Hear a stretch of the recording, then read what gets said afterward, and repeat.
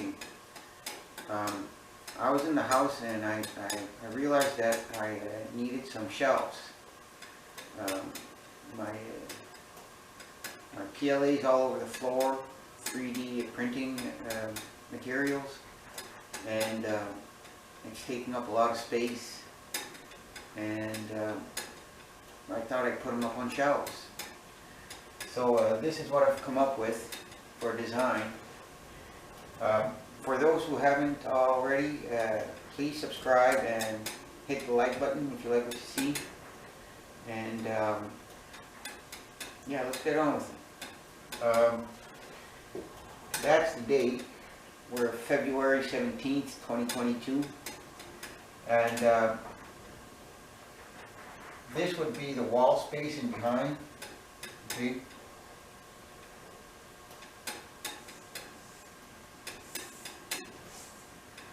There's some baseboard. And here's the ceiling. Okay. So basically this is the shelf. It's going to be underneath the television set. And these are the dimensions. It's going to be 33 high. Okay. 48 wide. These shelves are going to be, the top one's going to be 12 inches wide, okay, and these ones are going to be a little bit less than 11, or they're going to be 11 on the button. I think they're going to be a little bit less than 11. So that way I don't have to worry about the face of this shelf, right? And what I mean by that is I don't have to worry about any spaces. You're just going to see one straight piece. You're not going to see any gap between the shelving and the side of the shelf, right? So you always shrink down from your countertop. 12, 11, 10 3/4 maybe, I don't know. 33 high, so the spacing went down like this. So since I'm using 1 1/4 stuff, I want to hit 33.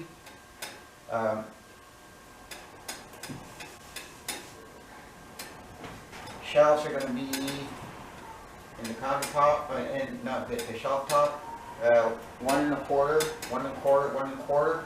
Spacing between the ground and that first shelf, 7 3/4, 10 3/4, 10 3/4, and if I do my math right, that should hit 33. Okay, so this is going to be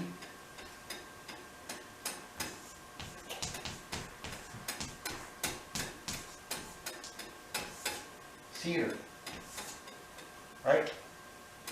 So let's get on with it.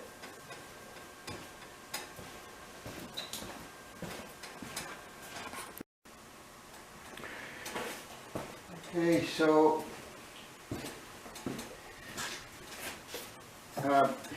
these are 1 1/4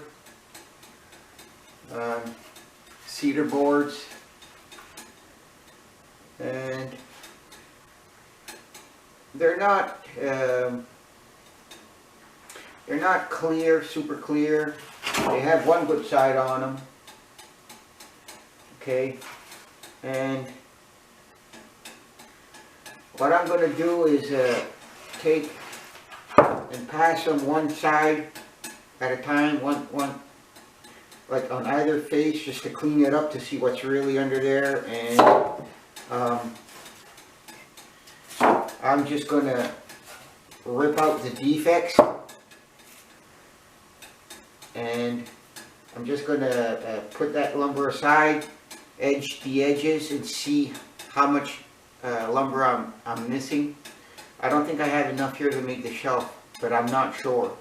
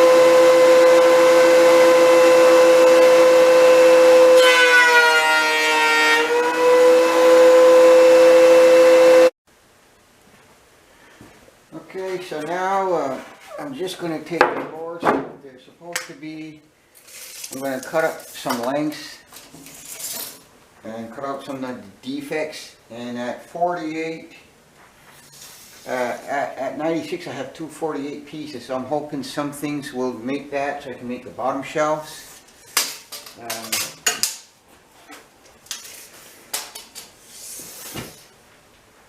Yeah, and there are some that are longer. They'll probably use for the top. So I have 77 on this one, 33, 44, and I said that the top was 48.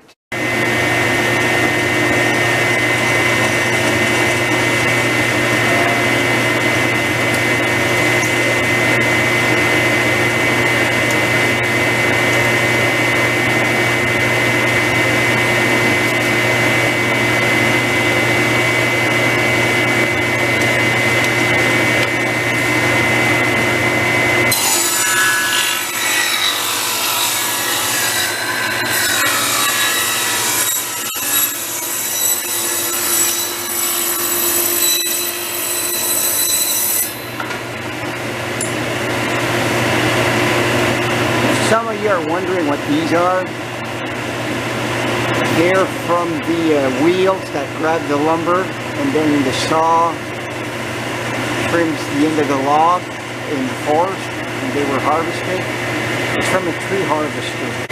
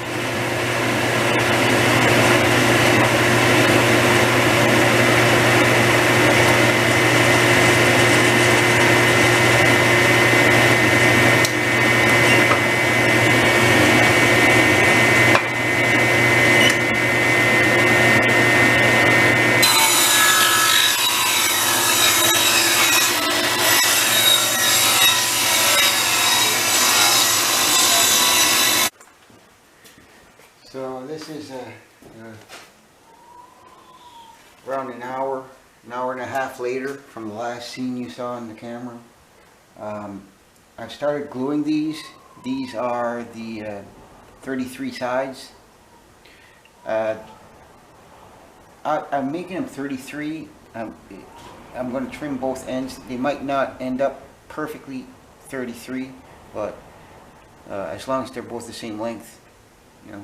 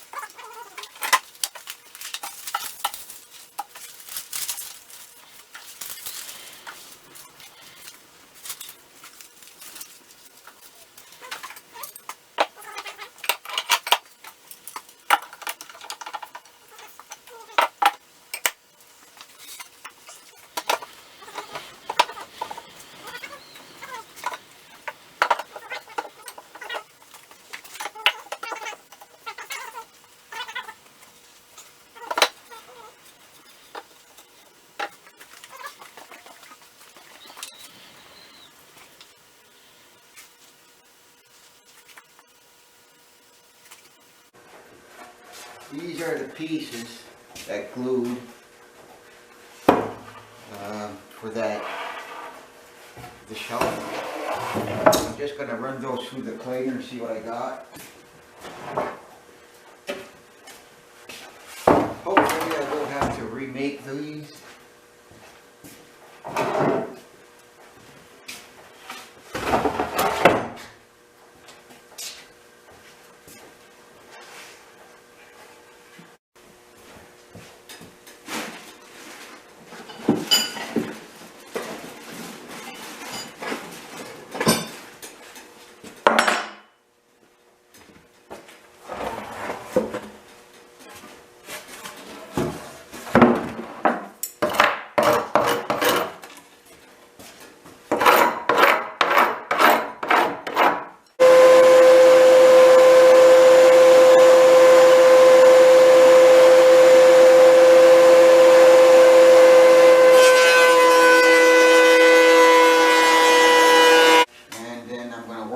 Other pieces to the same width.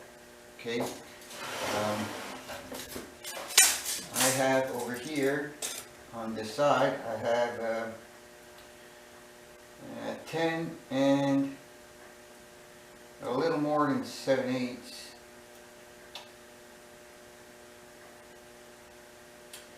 So that would be 29/32. And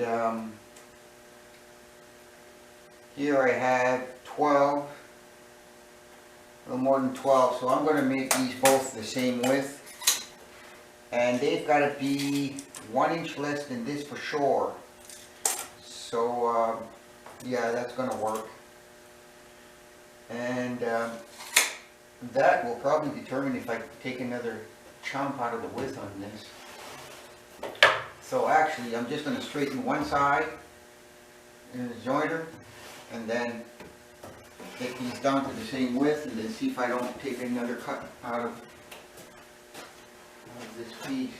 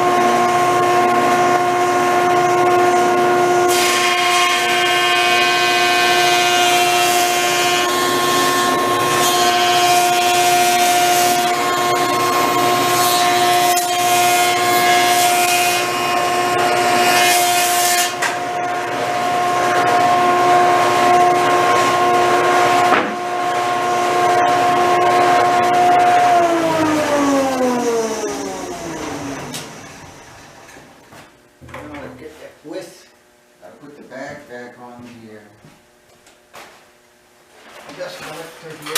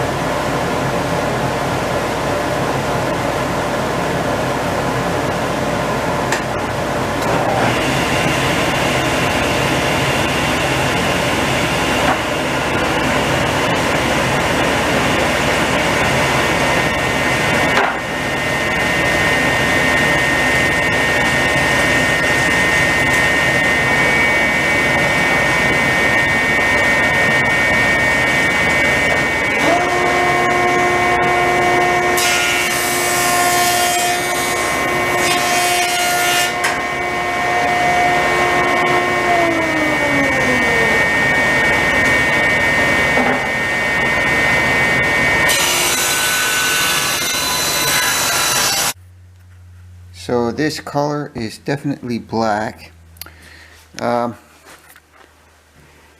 It is 1/8 thick. Okay, it's material you would use on a fridge door or something, right? This is something I had lying around. It was supposed to replace a propane fridge covering to change the color on it, and you can glue this with contact cement. So it cuts really well with a knife. I'm going to use a knife, and since that's 12 wide and I want to put a little trim around it, I'm going to go 12 and 5/16. That way I have 1/16 of an inch to trim off. And once again, this does a really good job. I'm sure you could use a router, but I know this works, so I'm going with this for now.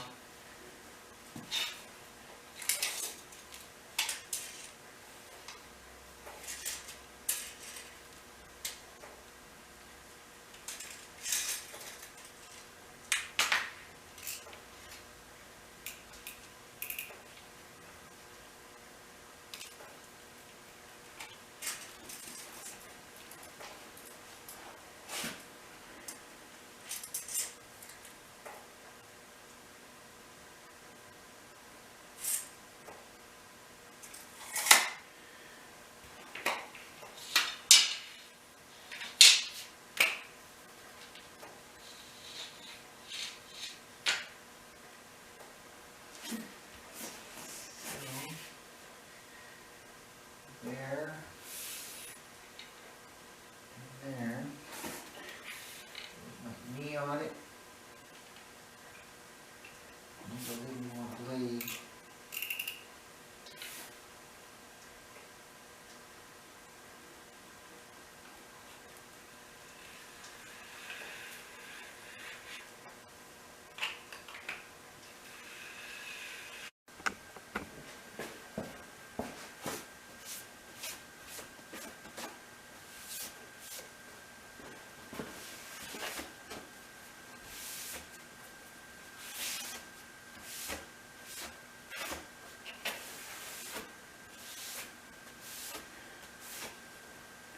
I need this like this. It's not ugly. You know what I mean? Like, just leave it flush.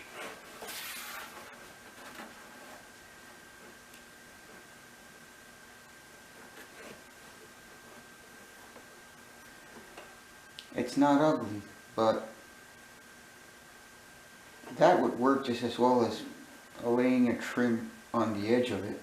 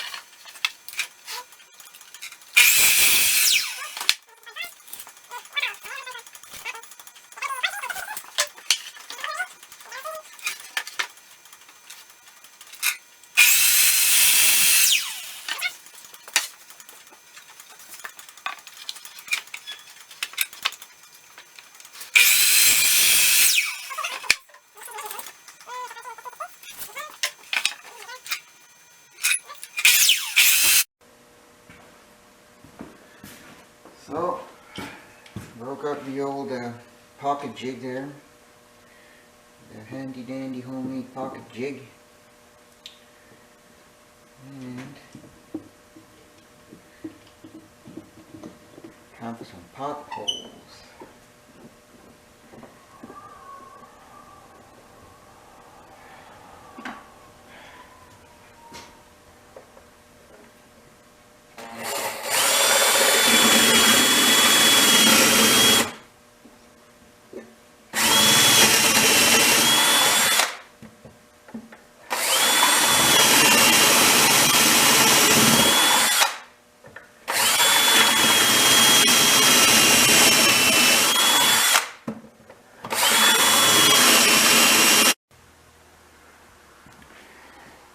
So I put it all together,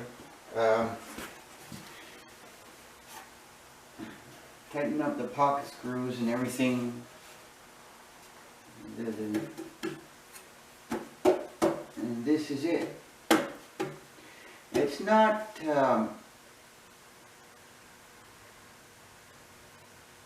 like I see knots and stuff, but it's uniform. So the eye doesn't pick up on it. They look at it, oh well, it's a knotty piece. It's not just, oh, there's a defect on it. If it's so perfect and there's a little thing, you're gonna focus on that little thing, because even though you put all this effort into it, so if you already have it to a sense where it's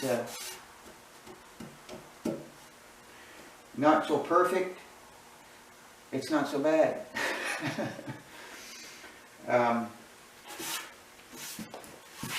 I also have the plastic that I'm going to be putting on top. I'm going to glue that there with contact cement.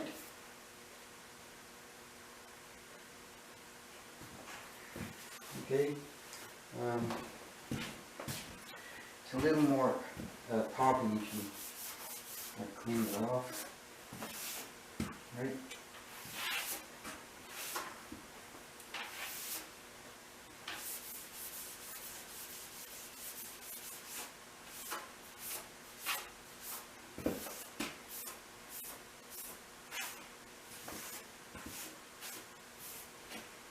So that looks a little bit better.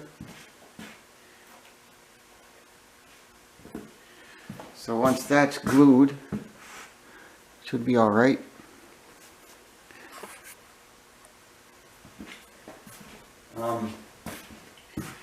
Thank you for watching, and if you haven't done so already, you can subscribe at the bottom, or at the right bottom side of the screen, and leave a thumbs up. Thank you very much for watching. Next time.